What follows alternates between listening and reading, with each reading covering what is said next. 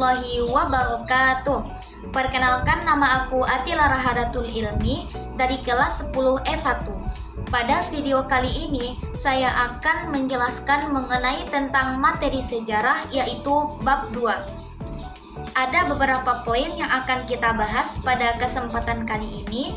Pertama, yaitu asal-usul nenek moyang bangsa Indonesia. Yang kedua, manusia purba di Indonesia. Yang ketiga, corak kehidupan dan hasil budaya pada masa praaksara. Dan yang keempat, yaitu jalur rempah di Indonesia. Yang pertama yaitu asal-usul nenek moyang bangsa Indonesia.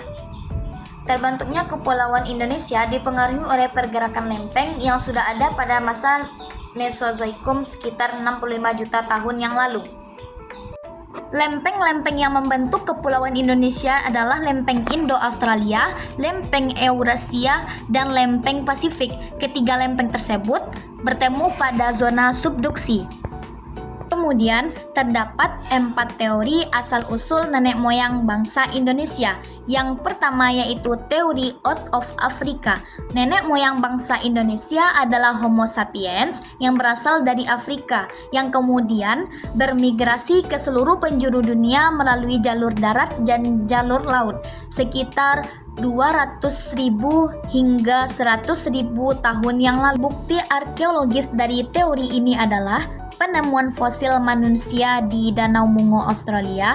Kemudian di Indonesia sendiri tidak ditemukan fosil yang memiliki DNA dan dari Afrika. Oleh karena itu, teori ini masih diragukan dan tidak banyak digunakan. Yang kedua yaitu teori out of Yunan. Nenek moyang bangsa Indonesia berasal dari Yunan Tiongkok, masuk ke Indonesia setelah tinggal cukup lama di daerah lain di Asia Tenggara, terutama di Vietnam. Bukti dari teori ini adalah temuan kapak di Nusantara dan di Asia Timur. Kesamaan kapak kedua wilayah tersebut. Terdapat 2 jenis kapak. Yang pertama yaitu kapak persegi di daerah barat Indonesia dan kapak lonjong di daerah timur Indonesia. Dan yang ketiga yaitu teori Nusantara, menyebutkan bahwa nenek moyang bangsa Indonesia berasal dari Indonesia sendiri. Hal itu dibuktikan dengan banyaknya penemuan fosil dan artefak tertua yang ditemukan di Indonesia, seperti fosil Homo soloensis dan Homo wajakensis. Yang keempat yaitu teori out of Taiwan. Menurut teori ini, nenek moyang bangsa Indonesia berasal dari Taiwan.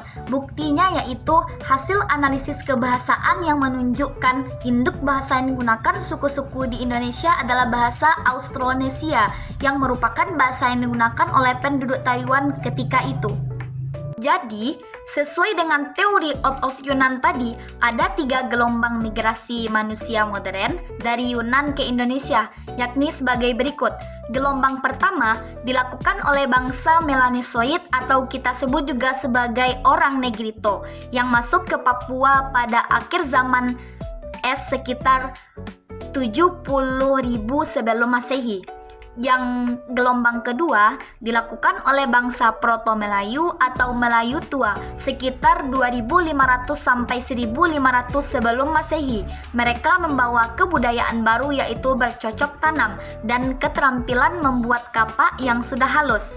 Dan gelombang ketiga dilakukan oleh bangsa Deutero-Melayu sekitar tahun 300 sampai 400 sebelum Masehi melalui jalur barat.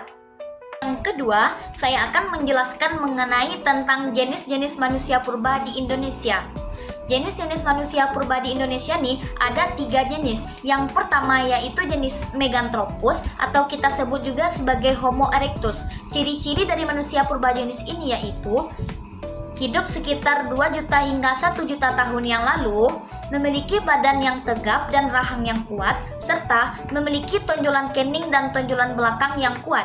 Yang kedua yaitu jenis Pithecanthropus. Jenis manusia purba ini memiliki ciri-ciri yaitu tinggi badan sekitar 165 sampai 180 cm.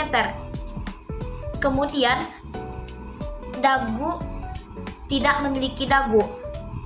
Dan yang ketiga yaitu memiliki volume otak sekitar 750 sampai 1300 cc. Yang ketiga yaitu jenis Homo. Jenis manusia purba ini memiliki ciri-ciri yaitu sebagai berikut. Tinggi badan sekitar 170 cm, kemudian volume otak sekitar 1550 sampai 1650 cc dan bermuka lebar serta berhidung lebar tetapi rata. Yang ketiga yaitu saya akan membahas mengenai tentang corak kehidupan dan hasil-hasil budaya manusia pada masa praaksara di Indonesia. Yang pertama yaitu masa berburu dan mengumpulkan makanan tingkat awal atau kita sebut juga sebagai Paleolitikum. Ciri-cirinya yaitu alat penunjang utama untuk berburu dan mengumpulkan makanan yang terbuat dari batu yang masih kasar atau belum diasah. Kemudian di Indonesia pada masa ini hidup manusia purba jenis Meganthropus, Pithecanthropus, dan Homo. Kemudian pada masa ini juga manusia purba menggantungkan hidupnya pada alam dengan berburu dan mengumpulkan makanan dan hidupnya bersifat nomaden atau berpindah-pindah. Kemudian hasil budaya pada masa ini adalah kapak perimbas, alat serpih, dan alat-alat tulang. Yang kedua yaitu masa berburu dan mengumpulkan makanan tingkat lanjut atau kita sebut juga sebagai pada masa Mesolitikum. Masa ini manusia memiliki gaya hidup semi-sedenter dan tinggal di gua-gua payung. Kemudian adanya pembagian kerja, laki-laki berburu, sedangkan perempuan mengumpulkan makanan berupa tumbuh-tumbuhan dan hewan, kemudian memasak serta memelihara api dan membesarkan anak. Hasil budaya pada masa ini adalah serpi dilah, joken modinger, alat tulang, kapak genggam, dan lain sebagainya. Kemudian yang ketiga yaitu masa bercocok tanam atau kita sebut juga sebagai masa Neolitikum. Ciri-ciri dari kebudayaan ini yaitu pada masa ini sudah berkembang sistem kepercayaan yang disebut juga sebagai animisme dan dinamisme. Dan pada masa ini pula lahir tradisi bercocok tanam. Terjadi perubahan besar dalam hidup manusia, yaitu dari berburu dan mengumpulkan makanan atau food gathering dan menghasilkan makanan sendiri atau kita sebut juga sebagai food producing. Kemudian hasil-hasil budayanya yaitu beliung persegi, kapak corong, dan kapak lonjong. Dan yang keempat yaitu masa perundagian. Pada masa ini disebut masa perundagian karena pada masa ini manusia sudah mampu membuat alat-alat dari logam. Dan pada masa ini pula kepercayaan terhadap peran arwah nenek moyang terhadap perjalanan hidup manusia serta upacara religius makin berkembang. Hal ini dibuktikan dari banyaknya temuan bangunan megalitikum seperti menhir, punden berunda, arca batu, dolmen, dan lain sebagainya. Hasil kebudayaan pada masa ini yaitu alat-alat dari perunggu seperti nekara dan moko, kapak perunggu, bejana perunggu, patung perunggu, dan lain sebagainya. Yang keempat yaitu jalur rempah di Indonesia.